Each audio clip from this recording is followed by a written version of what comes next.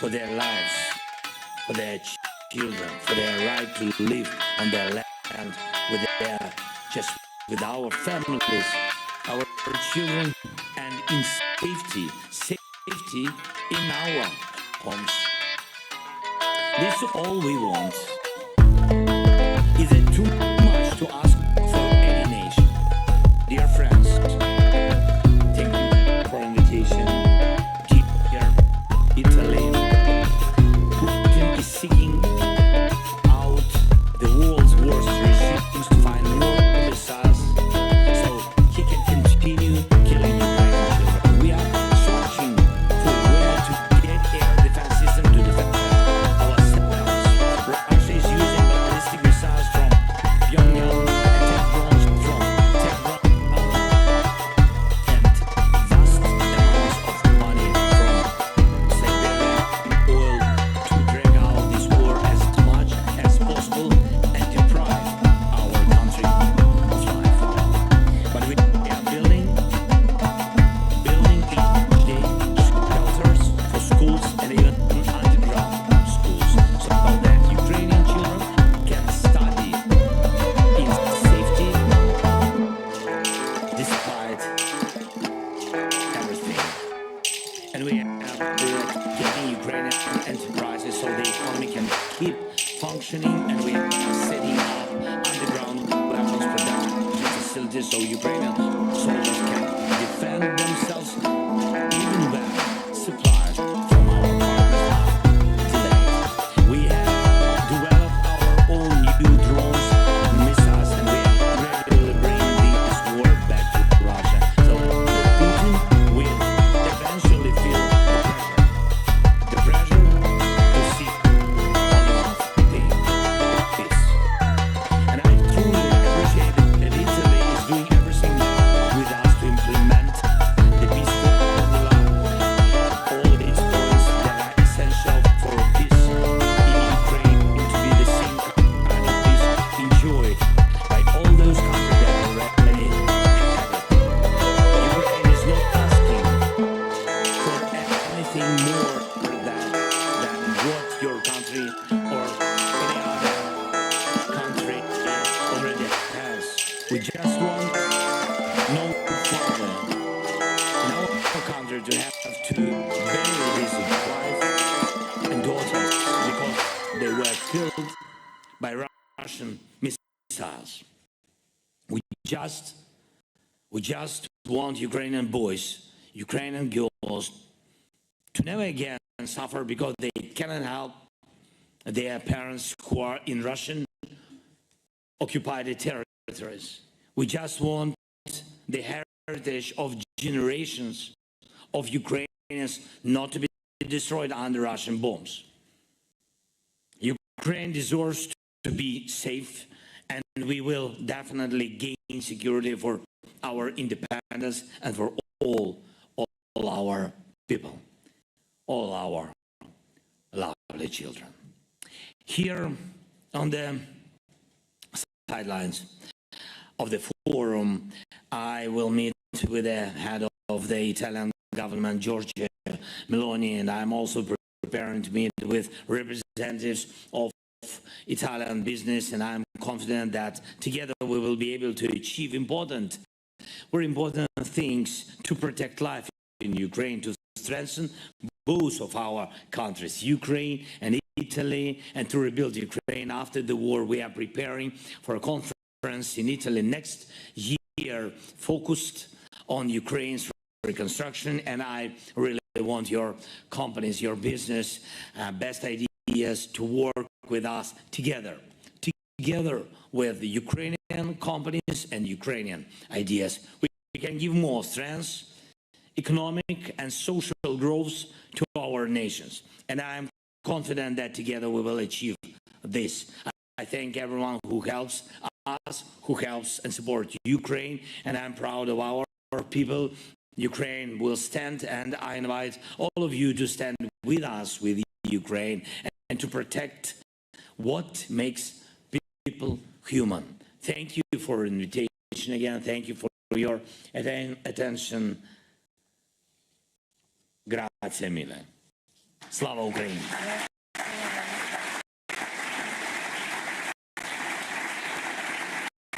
Thank you.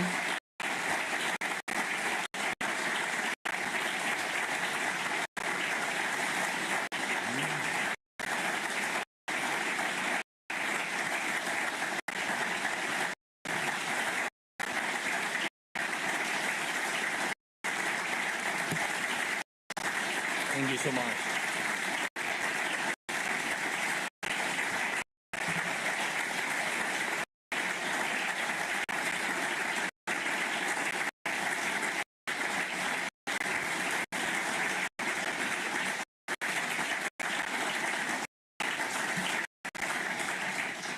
This is how the room is welcoming you, Mr. President.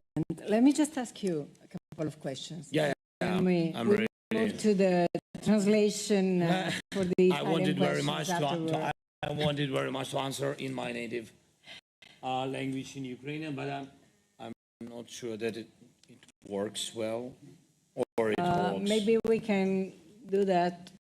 I ask the questions in English, you answer in Ukrainian. I don't know if everybody Ukrainian? No way. Yeah, that's the point. Maybe I understood that you will translate from Ukrainian. Exactly. That's too complicated to me. Can you? I don't know. Let's see if it works. No, it's not about the channel. It doesn't. No. See? Can you change for me? Just 1 second that we double check if it works, because it's going to be. Yeah, it happens. It's understandable. Yeah? Okay. Yeah? Thanks so much.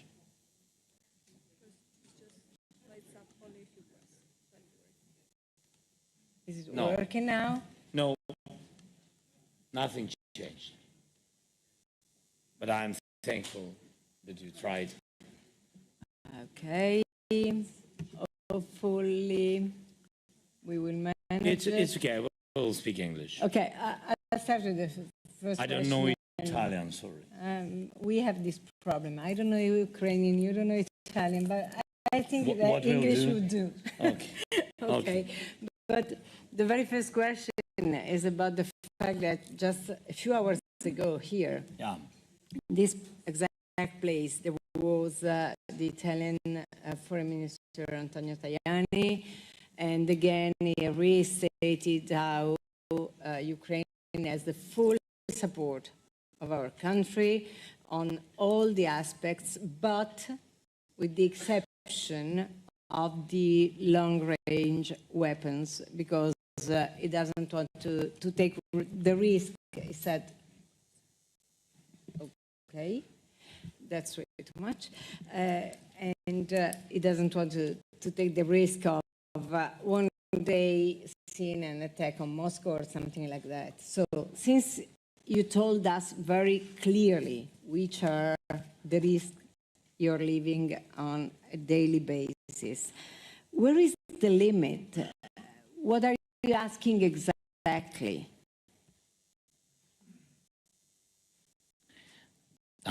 Where the limit? I think this is a question to Putin. Where are the limits? And I think that he will never come until he will destroy all our nation. Of course, because of big support of the United States, European friends, including Italy, as I said. Now, of course, we will prevail. And we didn't give him this possibility. He wanted very much at the very beginning of full-scale war. He wanted very much to destroy us and occupy totally us, 100%. You remember, during 3-4 days. Now the war is long, and we really want peace. Okay, thanks so much. But I think that audience likes my English. Yeah, definitely. Yeah, sorry. It's perfect. Yeah. We love it. Yeah, okay, I will have some practice more. So that's that. So the question is about limits. He doesn't have any limits. You see that he's killing. I mean, he's killing civilians. So it's not the rules of the war. So we don't remember such last I think 80 years. We don't remember this in Europe, in the world. He deported 20,000 children. He deported 20,000 children from occupied territories to Moscow, to Russia, somewhere, I don't know. So what about limits? I think this is the question to him. About long distance, which is very important. Thanks for support, Prime Minister, and of course, Minister Tajani. We have good relations with him, and we are on contact. We had a lot of dialogue, and we're thankful, as I said, for some air defense system which you had. It's together with France, and so thank you for this. It helped to save those children who are not deported, who are in Ukraine. So thank you so much. But there are some mistakes when we speak that, for example, Italia or somebody else, doesn't matter, afraid that we will attack Kremlin. It's a pity we can't. Because those long distance weapons, what you had or some partners, it's about 200 kilometers. So it's less than those distance. What about Tajani spoke? So, but your production have to try to do their best. But you have to understand, it's a joke, yes, but it's very serious, really serious. 4,000 bombs each month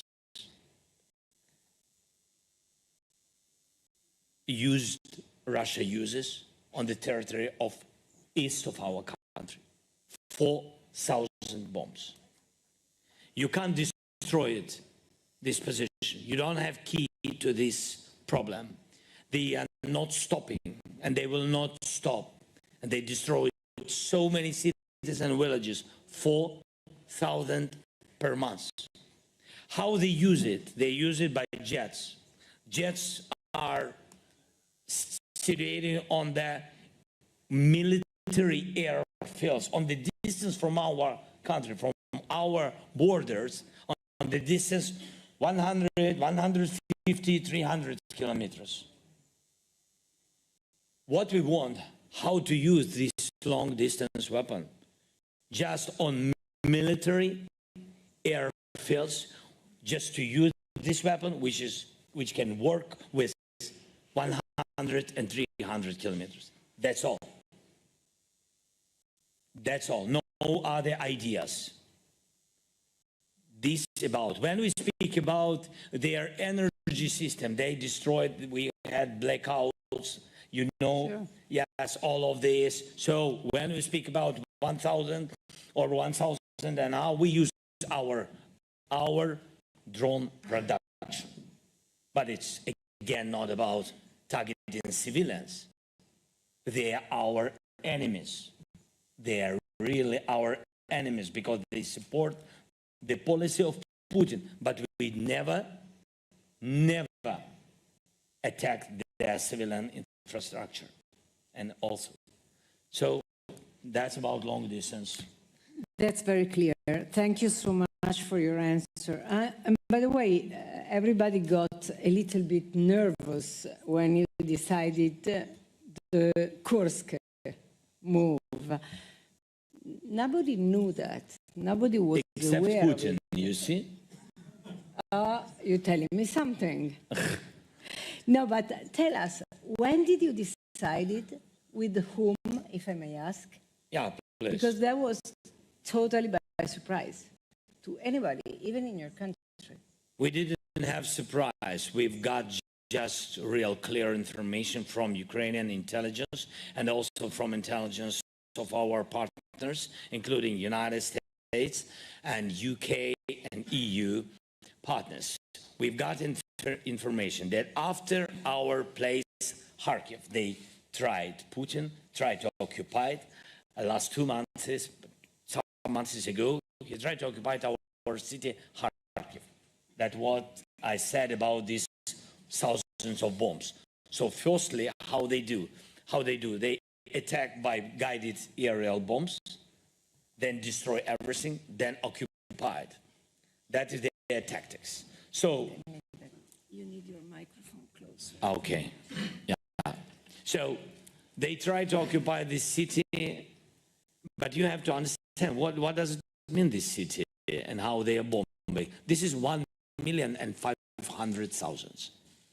This is big city, and when you see the thousands bombs are on the city, you have to understand that it's about dozens of schools.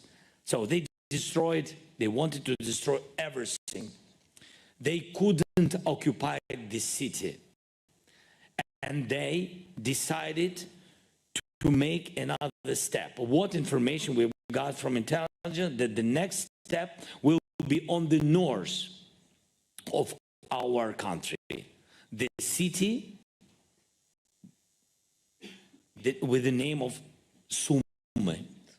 Yes, it's on the north of the country. It's oppositely Kursk region in Russia. So we had to be quick. We couldn't lose families. We couldn't lose this big city. It's a big region, and about hundreds, thousands of people, houses, schools, universities, everything. They attacked the biggest university in this region. So they did a lot of things before. So we had this information, and I decided with my chief commander, yes, we have to do it quicker. And nobody has to know. It's not because we don't respect or not. It's not about it. Because Russia is everywhere with their intelligence. Everywhere. That's why we had to use very careful this information, very confidential, and we had success. And that's why we defended this region. All this region we defended with this operation. Thank you very much, President. I'm going to open to the floor, but let me just ask you this very last question. When will be the day or the moment in which you decide to sit and start negotiations? What will be the reason that makes you go to the table? Yep. Just answering on this question, just one step back. Can you understand any leader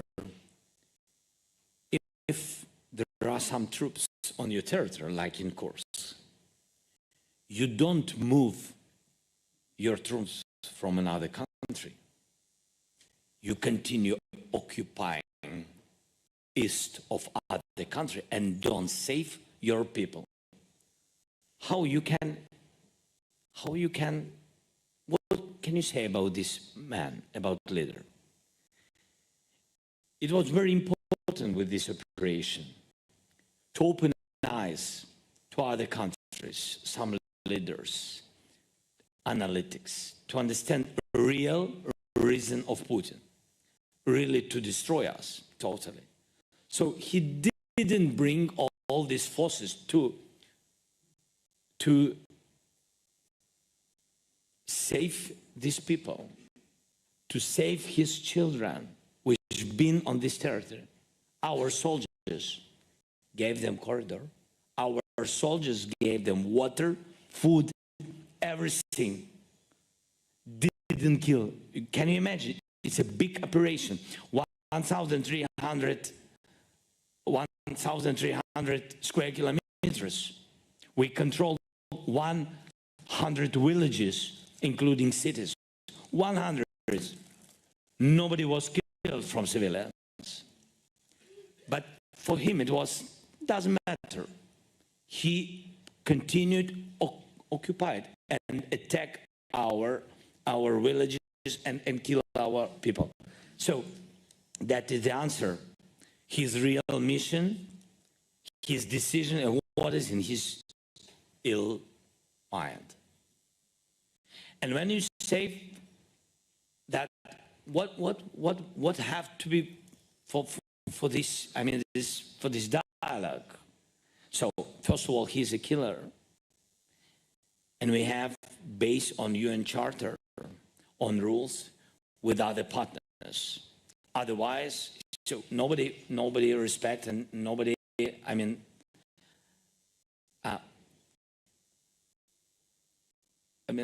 everybody understands that he is a liar, and in his word, the price of his word is zero. That's why it's not about just negotiation. It's about rules, about, you know, and we have to work on it. But what's important? Ukraine has to be very strong for any negotiations. Otherwise, we will lose our nation and our people. First of all, people, then territories. It's war. It's war for the people, for freedom, for democracy, for our values. We have to be strong. For this, we need a plan. For this, we need the support of our partners. I will bring to the United States, and I will share with President Biden, and then with other partners, G7 plus our close partners, the plan, how we see it. What can make pressure on Putin to sit and stop the war? Because all these plans about only one thing, what we have to do together to push Putin, make peace, because he doesn't want. That is the most important. He doesn't want. He has to be weaker. Ukraine has to be stronger with all the world. Very clear. Thank you so much. Let me open to the floor. We have a bunch of people here asking for questions. So the first two questions, one is from Sonia Bonfiglioli. Thank you so much, President Zelensky, to be here. It's a really big emotion to have this moment. I think we have to think positive, and we have to believe that we will reach a good peace for Ukraine people. So thinking to that moment, what is your vision of what will have the role of Ukraine in the post-war situation? And thinking back to what's been the Minsk agreement, the failure of Minsk agreement, what do you think could be the challenge and, how do you say, the topics that has to be faced and solved for Ukraine and also for Europe to reach a stable peace? Thank you, President. Let's take a couple of questions and then you answer. Yeah, it can be. Yeah. Alessandro La Volpe. Here I am. Mr. President, thank you. Big thank you. My question would be on the reconstruction of Ukraine. When you think about the rebuilding phase, which role you would envision for technology to help your country? Thank you. Maybe we take all of them. Yeah, please. Okay. Emanuela Trentin. Good evening, Mr. President. My question is, you listed us a shocking and huge list of damages that Ukraine is suffering. So what role of foreign investor in the reconstruction and in recovering the damages you're suffering for your countries? And what are the sectors in case that you consider key in this context? Thank you. And the last question, is from Riccardo Illi.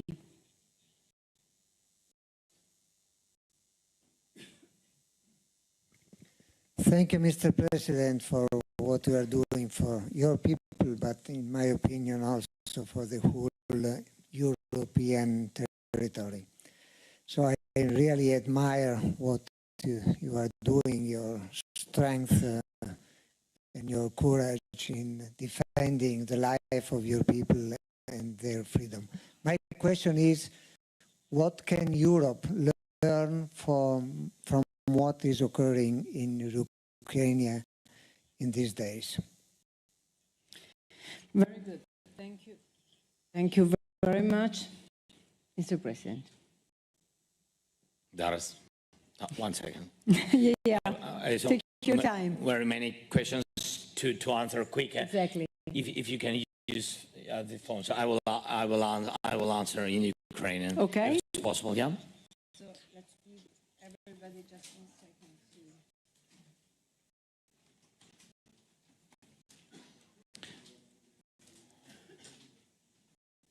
Okay.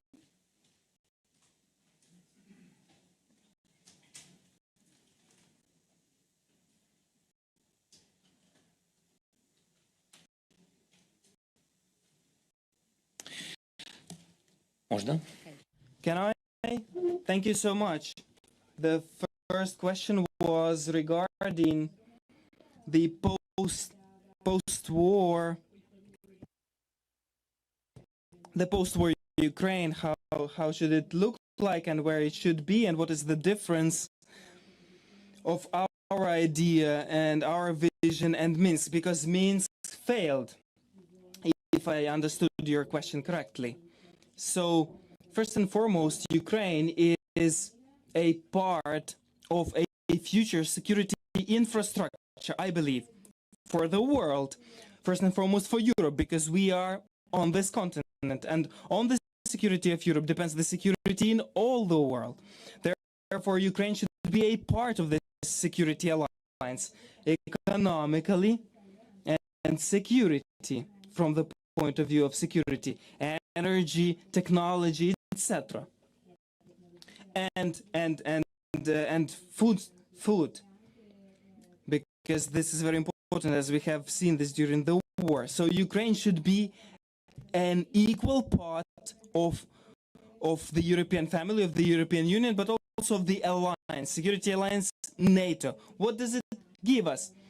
That it prevents the possibility of Russia's aggression or aggression of anybody else. We do not know what is happening.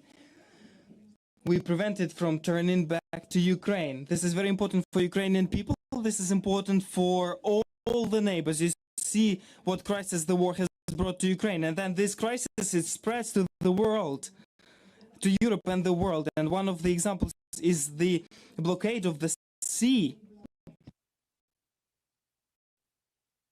of our naval trade routes. It resulted in the stoppage of food supplies.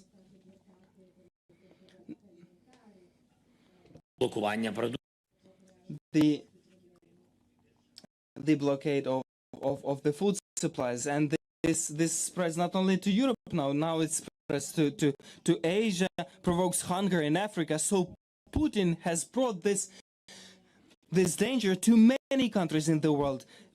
We cannot say that this is a war only in Ukraine. War territorially is in Ukraine, but the whole world has suffered, not because of Ukraine, once again, because Ukraine is defending the values, and in this situation it is defending the Europe and the whole world.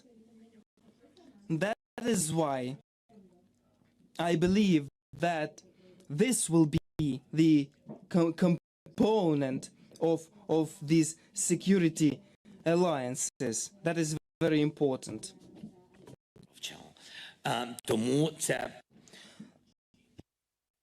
That is the first thing. How does it differ from Minsk? Minsk was simply a trap. And unfortunately, when Europe supported this trap of Russia, Minsk is the worst part, the worst thing that can be, and we can never come back to this. That is the frozen conflict. That is the pause that gives Russia the possibility, Russia, an aggressor Russia, to prepare what it was doing. The frozen conflict. Ukraine, it meant that Ukraine was in the grain zone, not only for its own people, but also for the investor who will invest money in Ukraine. Even though Ukraine is a rich land, nobody will invest money because they do not understand what will be in the future with Ukraine, because there was no 100% support to Ukraine, and there was no understanding about what would happen in Russia. Russia has occupied part of the territories to create a frozen conflict. Then it was developing its military industry and preparing for the invasion. If Ukraine chooses its own path of independence, path to Europe, path to the EU, what did Ukraine choose? It chose this. What danger is in this for Russia? I will tell you. Russia does not have the economy. They are plundering the richest economy. They are plundering their economy. The oil, the resources they're getting. That is not an economy. You just take it from the land, you sell it, and you have poor people, but you take all these revenues and you invest into weaponry, and then you create militarized society that is in information vacuum, that suddenly believes that in Ukraine something radical is happening, that suddenly starts to simply repeat Hitler's path. Absolutely, and that is an absolute truth. That is why Minsk cannot be compared with real security guarantees for Ukraine, because Minsk is a frozen conflict, and that is why it was difficult to implement for everybody. Difficult for everybody because nobody was willing to do that. I tried to do what I had to do as a president. I arrived to the Normandy format. We had a meeting in Germany, France, Russia, Ukraine, and I talked to him. And we have agreed about ceasefire. Now many people are talking about ceasefire. I have gone through a couple of ceasefires with Putin. We have agreed on ceasefire. And in some time they have started to kill us on the contact line. I called him and I said, we have agreed about ceasefire. He said, yes, we'll solve this. In some time, again they started to kill us. They were preparing. So no more frozen conflict. As regards the reconstruction, that is the second question.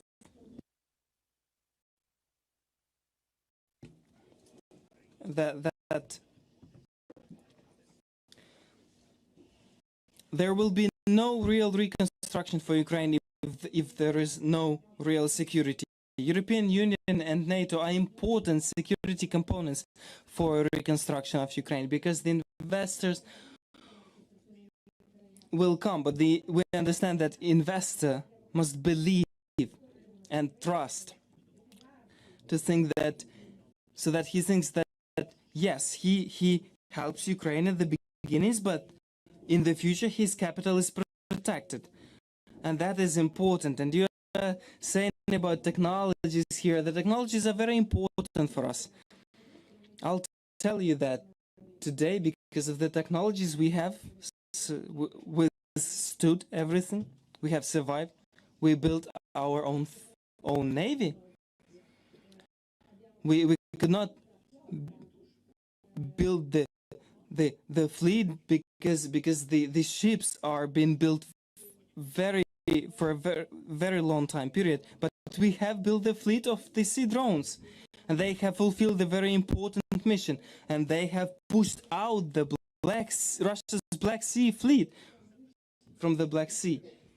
And this drone fleet to ensure the functioning of the grain corridor, and then ensure the function of the export corridor for the metallurgy, for other goods, which is very important for us, and that is also technologies. Demining, for us it is very important, as many of our lands, hundreds of thousands of hectares, are mined by Russia. And demining is also about technologies.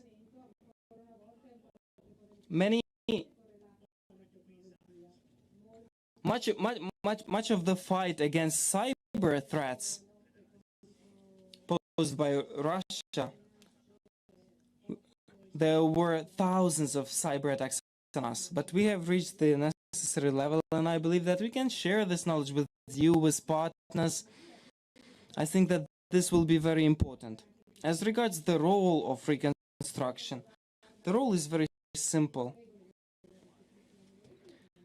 To build a real nation, we need people, because the state is first and foremost the people. And reconstruction is first and foremost your companies, and we're inviting them together with our companies. And for us, it is also working. It's also jobs. Without jobs, we will not be able to bring back Ukrainians. That is 7.5 million Ukrainians who are now abroad in various countries: Poland, Germany, Czech Republic, Italy, Spain. We need these people. We need their hands. We need their heads.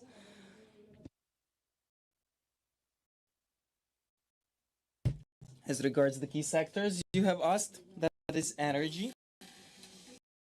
War has taught us and partners on what energy grid should look like. It must be decentralized,